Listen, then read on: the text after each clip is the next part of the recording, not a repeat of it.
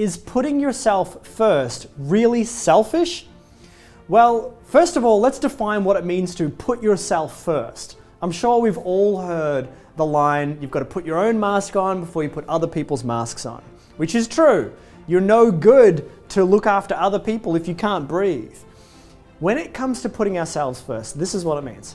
Prioritizing activities that increase your own personal wellness.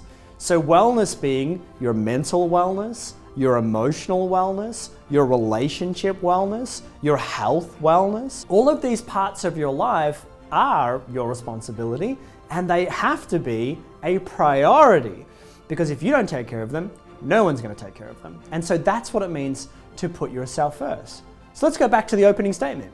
Is that selfish? Well, I guess it depends on how you define being selfish, but I like to think of it as being resourcefully selfish. It just simply means that it is important to have parts of your day, not your entire life, and that's where it gets misunderstood, but to have parts of your day that are just about you, that are an opportunity to recharge. I'll give you an example. Some people misunderstand what it means to be selfish, and they think, well, if you're selfish, that means you're that type of person who's maybe slightly narcissistic, and you're just going to make your entire life about you, and you don't care about other people anymore, and it's very black and white. Well, obviously that's negative, and I don't think that's really anyone's true goal, and we don't want to have that goal for ourselves, and they're not fun people to hang around with.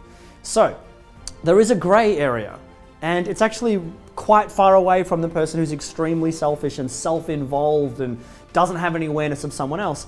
And it's not the other end of the spectrum, which is the person who is completely selfless, who is a caretaker, a people pleaser, someone who only looks after other people's needs and thinks, oh, I'll get to me one day. That's no good either. So there is a gray area. And the gray area in between is I look after me, I prioritize my health, my mental wellness, my emotional wellness, I prioritize my relationships, and as a result of those things, as a result of taking care of me, I am able to be really present in the rest of my life. Love is defined as our ability to be present to the people that we have around us. And when we're tired, when we're exhausted, when we don't look after ourselves and we're on our way to burnout, then we don't have the energy to be present in our life and in our relationships, or definitely not as much as we potentially could. And so when we look after ourselves, our ability to connect with others actually increases. So the feelings of love that we can have in our relationships, or even just this productivity that we can experience in our life, increases the more that we invest in ourselves, time and energy, the more we can actually invest in the other people that are around us in our life. And that's going to increase our overall sense of meaning, purpose, passion, and fulfillment. All comes from starting to put yourself on your to-do list. Now, ideally, everyone should have themselves at the top of their to-do list. Now, there's a really phenomenal piece of research that I want to share with you. It comes from a place called the Gottman Institute. And so they had a look at what was the #1 contributor to the emotional wellness of children. It comes out that it is unarguably the quality of the relationship of the parents. If they prioritize each other, if they prioritize their relationship, then the child feels safe and protected, and then they know they are in this emotional bubble where the parents are having a great time and the kids are having a great time. And a lot of people misunderstand that, and they say, well, we don't have time for each other anymore. Now we just have to prioritize the children. But then the relationship becomes a problem, and all of a sudden now the children are going to start to feel that. So it's always about prioritizing you.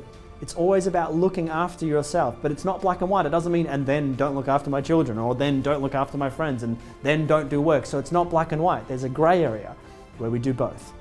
It starts with you though. You are the foundation of your entire experience in the world. And when you prioritize yourself, you increase that experience. You add in more love, more passion, more freedom, more growth. It's absolutely wonderful. I trust that that has been useful for you. If you've taken away anything from this video, if you've resonated with it at all, I would love to invite you to go ahead and click the link below. When you do, you'll head over to another page where I'd love to invite you along to a live 2-day training where we are diving into how we can use tools like this to improve our own lives and to really make a difference in the lives of others. go ahead and click the link below, and I trust I will see you on the other side.